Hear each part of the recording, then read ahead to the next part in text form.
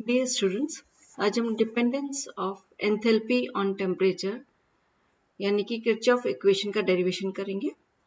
इसके बारे में जो अक्सर क्वेश्चन पूछा जाता है वो ये आता है कि discuss the temperature dependence of enthalpy and hence derive Kirchhoff's equation, कि एंथैल्पी की ताप पर निर्भरता की विवेचना कीजिए तथा किरचॉफ समीकरण का व्युत्पन्न कीजिए।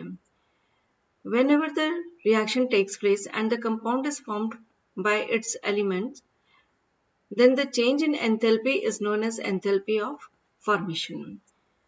जब भी कोई रासायनिक प्रक्रम होता है और उसमें तत्व के द्वारा यौगिक का निर्माण होता है तो उसमें होने वाले एंथैल्पी परिवर्तन को ही हम संभवन एंथैल्पी कहते हैं, यानी कि एंथैल्पी ऑफ फॉर्मेशन कहते हैं। यूजुअली जो एंथैल्पी है वो किसी एक पर्टिकुलर एक डेफिनेट टेम्परेचर पर ज्ञात की जाती है, यानी कि ये ताप के ऊपर निर्भर करती है। अधिकतर इसका मान जो है वो 298 केल्विन पर ज्ञात किया जाता है, लेकिन अगर हमें किसी और टेम्परेचर पर भी अगर इसका मान निर्धारित करना है या ज्ञात करना है तो उसको हम एक्सपेरिमेंटली ज्ञात कर सकते हैं। एक जो थर्मोडायनेमिक मेथड है उसके अंदर हम ये बता सकते हैं कि किस प्रकार डेल्टा एच टेम्परेचर के ऊपर डिपेंड करता है, और इसका अगर दूसरे टेम्परेचर के ऊपर मान ज्ञात करना है, अगर वैल्यूज की डिटरमाइन करनी है तो उसके लिए कंडीशन है कि इसका मान जो है किसी भी एक टेम्परेचर के ऊपर हमको ज्ञात होना चाहिए। अब हम कोई भी एक सिंपल रिएक्शन ले रहे हैं, A plus B is equal to C plus D. ये जो रिएक्शन है ये दो पाथ को फॉलो करके संपन्न हो सकती है।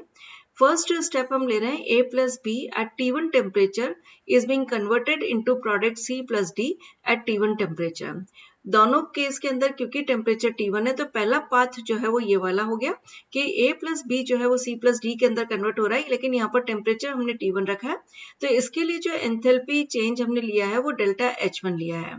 दूसरा पाथ हम यहाँ पर कंसीडर कर रहे हैं कि A प्लस बी जो एट T1 टेम्परेचर है इसका पहले हमने टेम्परेचर रेज किया, ये A plus B at T2 temperature में कन्वर्ट हुए, और जब इनका टेम्परेचर रेज हो गया, गर्म कर लिया हमने इनको, तो ये गर्म करने के बाद T2 टेम्परेचर पर ये प्रोडक्ट्स के अंदर कन्वर्ट हो गए C प्लस डी के अंदर, और जहाँ T2 टेम्परेचर प्रोडक्ट जो फॉर्मेशन हुई है C प्लस डी, अब now it is cool down, इसको हम ठंडा कर लेते हैं तो ये C plus D at T1 temperature के अंदर कन्वर्ट हो जाता है। तो इस प्रकार इस पाथ के अंदर जो एंथैल्पी चेंजेस है, फर्स्ट जो पाथ लिया हमने कि A plus B at T1 temperature is being converted into A plus B at T2 temperature, इसका हमने टेम्परेचर रेज कर दिया तो जो एंथैल्पी चेंज आया that is equal to delta H2। जो सेकेंड स्टेप है इसकी A plus B at T2 temperature जो कन्वर्ट हो गया प्रोडक्ट के अंदर C plus B at T2 temperature, इसके लिए जो एंथैल्पी चेंज है हमने वो लिया है डेल्टा S3। और ये जो C प्लस डी जो प्रोडक्ट्स हैं ये finally C plus D at T1 temperature के अंदर कन्वर्ट हो गए फ्रॉम T2 टू T1, तो यहाँ के लिए जो एंथैल्पी चेंजेस है वो हमने लिए हैं यहाँ पर डेल्टा H4। तो इस प्रकार हम देखते हैं कि जो पहले वाले पाथ के अंदर जो एंथैल्पी चेंज है वो लिया हमने डेल्टा H1, दूसरे वाले पाथ के अंदर जो हमने एंथैल्पी चेंजेस लिए वो फर्स्ट स्टेप में लिया डेल्टा H2, सेकेंड स्टेप में लिया डेल्टा H3 और थर्ड स्टेप के अंदर हमने लिया डेल्टा H4। जैसा कि हम जानते हैं कि जो भी एंथैल्पी चेंज है वो किसी पाथ के ऊपर डिपेंड नहीं करता है। इसका मतलब ये हुआ कि delta H1 should be equal to delta H2 plus delta H3 plus delta H4। तो यहाँ पर हमने जो दोनों पाथ हैं उनके लिए हमने एंथैल्पी की वैल्यू को इस प्रकार से लिखा है। सबसे पहले हम देखते हैं डेल्टा H2। डेल्टा H2 के अंदर हमने A प्लस बी जो रिएक्टेंट्स है उनका टेम्परेचर T1 से T2 तक चेंज किया है।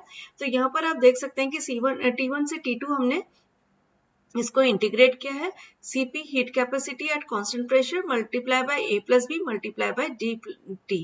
इसी प्रकार डेल्टा H4 जो हमने लिया है वो है CD जो प्रोडक्ट्स बने थे इनका T2 टेम्परेचर से हमने T1 पर लेकर आया है।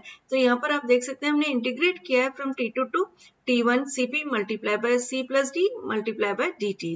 अब पहले पाथ के लिए जो एंथैल्पी चेंज है that is equal to delta H, it should be equal to sum of the enthalpy changes in the path 2, कि जो पाथ 2 है उसके अंदर जितने भी एंथैल्पी चेंज है अगर उन सब का हम योग करते हैं तो वो पाथ 1 के एंथैल्पी परिवर्तन के बिल्कुल बराबर होना चाहिए। So delta H1 is equal to delta H2 plus delta S3 plus delta H4। अब अगर डेल्टा S3 हमको निकालना है तो हम किस प्रकार से निकाल सकते हैं, इसमें हम जो लेफ्ट हैंड साइड के अंदर अगर इनको ले जाएंगे डेल्टा H2 और डेल्टा H4 को, तो delta H1 minus delta H2 minus delta H4 equation number 4 के द्वारा हम डेल्टा S3 का मान जो है वो निकाल सकते हैं। अब यहाँ पर आप देख सकते हैं कि हमने ये इसमें delta S3 is equal to delta H1 minus delta S2 minus delta H4 कर लिया। यहाँ पर डेल्टा H2 डेल्टा H4 की जो वैल्यू हमने इक्वेशन नंबर 1 और 2 में निकाली, उसके द्वारा हम ये वैल्यू यहाँ पर सब्स्टिट्यूट कर देंगे डेल्टा H2 और डेल्टा H4 की इक्वेशन नंबर 4 के अंदर। सो आप देख सकते हैं यहाँ पर हमने डेल्टा H2 डेल्टा H4 की वैल्यू सब्स्टिट्यूट कर दी है। Delta S3 is equal to delta H1, और ये जो वैल्यू है जो हमने T2 से T1 किया था, इसको हमने चेंज कर दिया T1 से T2, तो यहाँ पर प्लस साइन आ जाएगा, minus CP T1 to T2, यहाँ पर T1 टू T2 आएगा और CP multiply by A plus B into dt हो जाएगा। तो इस प्रकार हम देख सकते हैं कि दोनों के अंदर ये जो चेंजेस है वो T1 से T2 रहेंगे। So delta CP is equal to, now delta CP का जो मान है वो प्रोडक्ट्स और रिएक्टेंट का जो डिफरेंस है उसके बराबर होगा। तो इस प्रकार हम लिख सकते हैं कि delta S3 is equal to delta H1, जैसा कि ये है, प्लस इन दोनों का जो डिफरेंस है वो हो गया डेल्टा CP के बराबर, T1 से T2 हमने टेम्परेचर चेंज किया है, multiply by dt। So delta S3 is equal to delta H1 plus delta CP, और हम T2 माइनस T1 यहाँ पर लिख सकते हैं। जब हम इंटीग्रेट करेंगे तो इसका हो गया T2 माइनस T1। ये जो इक्वेशन है, इस प्रकार से हमने डेल्टा S3 जो है इसका मान यहाँ पर निर्धारित कर लिया।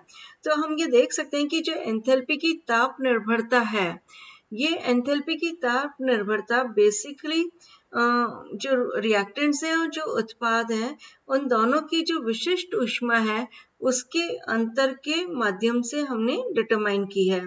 और ये अगर हम देख लें कि जो रिएक्टेंट्स हैं और जो प्रोडक्ट्स हैं, उन दोनों की जो अगर विशिष्ट ऊष्मा समान है, अगर उनकी स्पेसिफिक हीट अगर सेम है, तो उस स्थिति के अंदर जो एंथैल्पी है वो टेम्परेचर के ऊपर निर्भर नहीं करेगी, क्योंकि ये फैक्टर यहाँ पर जीरो हो जाएगा। जब डेल्टा CP का मान जीरो हो जाएगा तो ये फैक्टर पूरा जो सेकंड टर्म है वो जीरो हो जाएगी, तो उस स्थिति के अंदर delta S3 will be equal to delta H1 हो जाएगा, वो टेम्परेचर के ऊपर डिपेंड नहीं करेगा। और अगर T2 और T1 टेम्परेचर के अंदर भी बहुत अधिक अगर डिफरेंस नहीं है, इन दोनों के अंदर अगर बहुत ज्यादा डिफरेंस नहीं है, तो उस स्थिति के अंदर भी हम ये कह सकते हैं कि CP जो है उसको ताप से निर्भर रहित माना जा सकता है, कि इंडिपेंडेंट ऑफ टेम्परेचर माना जा सकता है। तो उसका मान भी जो है परिसर के अंदर उसका बिल्कुल स्थिर रहेगा। तो इस प्रकार हम ये कह सकते हैं कि डेल्टा CP भी जो है वो टेम्परेचर के ऊपर डिपेंड नहीं करती है, नहीं करेगी इस स्थिति के अंदर। अब किरचॉफ इक्वेशन के अंदर eight constant pressure change in enthalpy of a reaction with temperature हम डिटरमाइन करते हैं। ये किरचॉफ समीकरण के द्वारा दिया जाता है कि स्थिर दाब पर ताप के साथ अभिक्रिया की एंथैल्पी के अंदर जो परिवर्तन है उसी को हम किरचॉफ समीकरण के द्वारा देते हैं। अब हमने जैसे रिएक्शन देखी थी कि A plus B is equal to C plus D है, तो उस स्थिति के अंदर उस अभिक्रिया के अंदर जो भी एंथैल्पी चेंजेस है उसको हम इस प्रकार से दे सकते हैं। So delta H is equal to summation of H products minus summation of H reactant, कि जो भी वहां पर प्रोडक्ट्स है उनकी जो एंथैल्पी है उसका हमने सम कर लिया, उसमें से हमने जो रिएक्टेंट्स है उनकी एंथैल्पी का सम करके उसमें से हमने उसको माइनस कर दिया। और जब हम इसको अगर टेम्परेचर के साथ अगर इसका डिफरेंशिएशन करते हैं तो delta H by del T at constant pressure that would be equal to CP products minus CP reactants, और CP products minus CP reactant जो है वो डेल्टा CP के बराबर हो जाएगा। इस प्रकार delta H by del T at constant pressure that would be equal to delta CP। तो ये जो समीकरण है, इस समीकरण को, इस इक्वेशन को ही हम किरचॉफ इक्वेशन कहते हैं। और इससे ये बिल्कुल क्लियर हो जाता है कि कांस्टेंट प्रेशर के ऊपर अगर टेम्परेचर के साथ कोई भी अभिक्रिया की एंथैल्पी में परिवर्तन की दर, कि change in enthalpy of a reaction अगर हम निकालते हैं तो वो उत्पाद, प्रोडक्ट्स और जो रिएक्टेंट्स हैं उनके अंतर के बराबर होती है। यहाँ पर हम देख सकते हैं कि स्थिर दाब के ऊपर ये डेल्टा CP के मान के बराबर है, कि किसका हमने परिवर्तन देखा, टेम्परेचर के साथ उसकी एंथैल्पी में परिवर्तन की जो दर है इसको हमने जो निकाला, that is equal to delta CP। Delta CP क्या चीज है कि उत्पाद, प्रोडक्ट्स और जो रिएक्टेंट है उनकी जो Cp है, उन दोनों का इसको हम डिफरेंस कहते हैं. So that would be equal to delta Cp. और यही समीकरण जो है यही किरचॉफ इक्वेशन है. अब अगर हम इसको इंटरनल एनर्जी के रेस्पेक्ट में अगर हम देखें तो इसको हम इस प्रकार से देख सकते हैं कि स्थिर आयतन के ऊपर del U by del T at constant volume will be equal to Cv products minus Cv reactant, that would be equal to delta Cv. तो इस प्रकार से इस समीकरण के द्वारा हम स्थिर ताप पर किसी भी अभिक्रिया ऊष्मा पर ताप के जैसे सीमित परास के अंदर अगर हम चाहें तो अब हम अध्ययन भी कर सकते हैं. जैसे फॉर एग्जांपल हम अगर Cp का लेना चाहते हैं कि ताप परास अगर अधिक है तो उस अवस्था के अंदर Cp का मान जो है वो स्थिर नहीं होगा. तब जब भी हम अगर इसकी ताप परास अगर अनलिमिटेड ले लेते हैं तो उसके अंदर हम परिवर्तन को किस प्रकार से दर्शा सकते हैं. So Cp is equal to alpha plus beta T plus gamma T square plus so on, ऐसे आगे चलता जाएगा. तो अल्फा बीटा गामा यहाँ पर हम एक कॉन्स्टेंट्स ले सकते हैं जो हम ये मान सकते हैं कि जो भी सब्सटेंस है उसकी नेचर के ऊपर डिपेंड ये करता है. अब अगर हम जो Cp है उसके अंदर चेंजेस को दर्शाना चाहते हैं तो हम कैसे दर्शाएंगे. Delta Cp that would be equal to delta alpha plus delta beta multiply by T plus delta gamma multiply by T square and so on. तो इस प्रकार से हम जो चेंज इन Cp है उसको भी हम इस प्रकार से रिप्रेजेंट कर सकते हैं. किस किस में चेंजेस शो करके, अल्फा के अंदर चेंजेस शो करके, बीटा में या गामा में करके.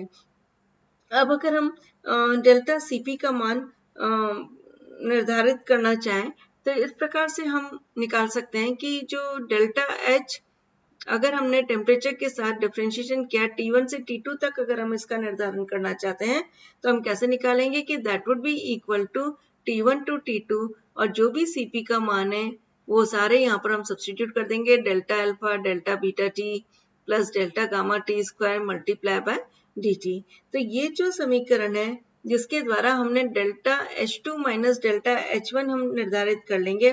Delta H1 minus delta H2 कैसे निकालेंगे हम कि डेल्टा अल्फा जो है ये T2 minus T1, delta beta भी जो है वो T2 minus T1 bye means 2 ले लेंगे हम. इसी प्रकार से डेल्टा गामा के अंदर भी हम इसको उसी के मल्टीपल्स में लेते चलते हैं. तो ये जो समीकरण हमको प्राप्त होता है उसको हम बोलते हैं इंटीग्रेटेड किरचॉफ इक्वेशन.